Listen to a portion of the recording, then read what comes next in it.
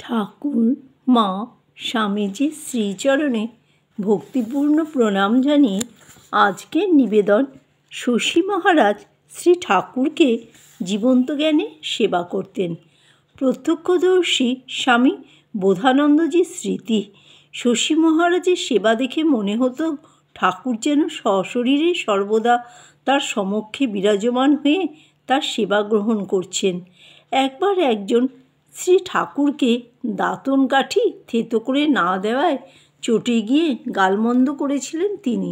তেমনি অদ্ভুতানন্দজিও রেহাই পাননি তার রসবন্যী থেকে। তাকেও কটু কথা শুনতে হয়েছিল শ্রী ঠাকুরের বাল্যভোগ তৈরির বিপত্তি ঘটিয়েছিলেন বলে। এদিকে যখন স্বামীজি তার গুরুভাইদের নিয়ে ধীরে ধীরে মঠ জমিয়ে তুলছেন, ঠিক সে সময় তাদের অভিভাবকরা মঠে আসতে লাগলেন নিজ নিজ পুত্রদের বাড়ি ফিরিয়ে নিয়ে যেতে। প্রথমে তারা করতেন কাকুতি মিনতি, শেষকালে দেখাতেন ভয়, শাসাতেনও আবার। এই জন্য সকলে দোষ দিতেন স্বামীজিকে। বলতেন তারা, এই ছোড়া হচ্ছে যত নষ্টের গোড়া। এরা সবাই বাড়ি গিয়ে দিব্যি পড়াশোনা করছিল, এই ওদের টেনে হিঁচড়ে এখানে নিয়ে এলো আর যত কুপরামর্শ দিতে লাগলো। অভিভাবকেরা স্বামীজিকে বলতেন পালের গোদা। তারা গালাগালও দিতেন খুব। স্বামীজিও বলতে ছাড়তেন না, আমাকে দুষছেন কেন? আপনি আপনার ছেলেকে নিয়ে যান না। আমি কি তাকে আটকে রেখেছি? স্বামীজির গুরুভাইরা জানিয়ে দিতেন তাদের অভিভাবকদের যে তাদের বাড়ি ফিরে যাওয়া অসম্ভব। কিন্তু অভিভাবকেরা নাছোড়বান্দা। বাধ্য হয়ে একদিন ব্রহ্মানন্দজি জবাব দিয়ে দিলেন তার বাবাকে। শশী মহারাজও বলে দিলেন সংসার বাঘের বাসা, কিছুতেই সংসারে ফিরে যাবেন না তিনি। কোনো কোনো অভিভাবকরা ব্যর্থ মনোরথ হয়ে ফিরে গেলেন। কেউ করলেন আশীর্বাদ, কেউ বা প্রার্থনা করলেন শ্রী ভগবানের কাছে তাদের পুত্রদের অভীষ্ট সিদ্ধির জন্য। এভাবে স্বামীজিও তার গুরুভাইদের দৃঢ় প্রতিজ্ঞা ও নিষ্ঠা থেকে কেউ টলাতে পারলেন না। তারা যে আদর্শকে জীবন সর্বস্বরূপে গ্রহণ করেছিলেন, কারো শক্তি ছিল না তা থেকে তাদের বিচ্যুত করার।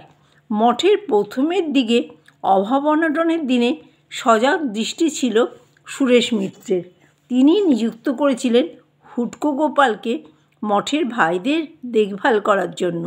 এজন্য হুটকোর সংসারের খরচ জোগাতেন তিনি। হুটকোর প্রতি নির্দেশ ছিল মঠের জিনিসপত্র, খাদ্যাদি প্রভৃতির অভাবের কথা জানানোর। হুটকোও তাই করতেন। মঠের কোনো অভাব থাকলে না বলে সোজা চলে যেতেন সুরেশের কাছে। তার কাছ থেকে টাকা নিয়ে জিনিসপত্র কিনে মঠে উপস্থিত হতেন তিনি। মঠের সন্ন্যাসীরা প্রচুর খাদ্যদ্রব্য দেখে জানতে চাইতেন দাতার নাম। উত্তর দিতেন হুটকো। এক নাছোড়বান্দা ভদ্রলোক গছিয়ে দিয়েছেন তাকে। সরল মঠবাসী আশ্চর্য হতেন শ্রীরামকৃষ্ণের অপার মহিমা দেখে।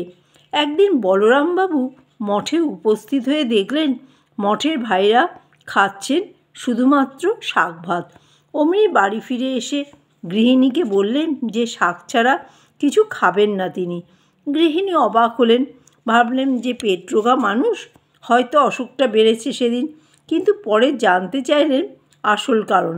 এরপর থেকে বলরামবাবু মঠে মাঝে মাঝে তরিতরকারি পাঠিয়ে দিতেন। পাচকের কাছেও খবর নিয়ে দূর করতেন অভাব। অবশ্য প্রথম থেকেই শ্রী শ্রী ঠাকুরের পূজার জন্য প্রতিদিন 1 টাকা করে দিতেন বলরামবাবু।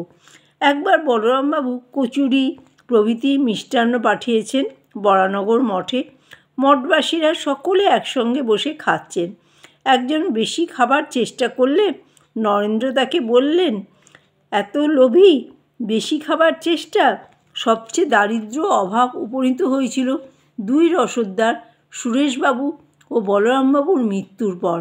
তখন সাহায্য করতে এগিয়ে এসেছিলেন গিরিশবাবু, শ্রীম, মনমোহন প্রভৃতি ভক্তরা। কিন্তু প্রয়োজনের তুলনায় তা ছিল একেবারেই অপ্রতুল।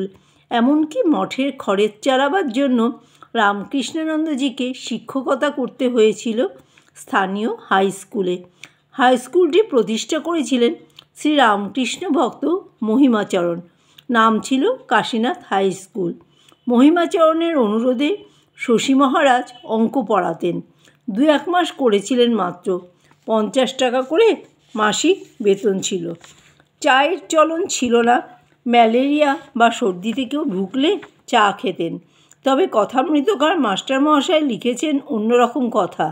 ক্ষুধা এবং জড়তা নাশের জন্য বা পূর্বাভাসবশত নরেন্দ্রনাথ প্রমুখ কেহ কেউ চা পান করিতেন। বিলাসের মধ্যে ছিল ধূমপান, একটা পুরনো বিবর্ণ গড়গড়িতে দা কাটা তামাক দেয়া। একদিন 4 সন্ন্যাসী ভিক্ষা শেষে রিক্ত হস্তে ফিরে এলেন। সকলে ঠিক করলেন সারাদিন অনাহারে থেকে ভজন করে সময় কাটানো হোক। যেই কথা সেই কাজ, সবাই মেতে গেলেন ভজনে। রামকৃষ্ণানন্দজি কিন্তু ছাড়বার পাত্র নয়।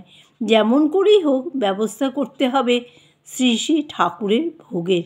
সকলের অগোচরে গেলেন এক পরিচিত প্রতিবেশীর বাড়িতে। ওই বাড়ির আর সকলে ছিলেন মঠের বিরোধী। সব খুলে বললেন পরিচিত ব্যক্তিকে। প্রতিবেশী শুনে জানালা দিয়ে পোয়াটাক চাল, গোটা কয়েক আলু ও একটু ঘি দিলেন রামকৃষ্ণানন্দজিকে। তাতেই ভোগ হলো শ্রী শ্রী ঠাকুরের। ভোগের প্রসাদের কয়েকটি পিণ্ড পাকিয়ে প্রবেশ করলেন দানাদের ঘরে।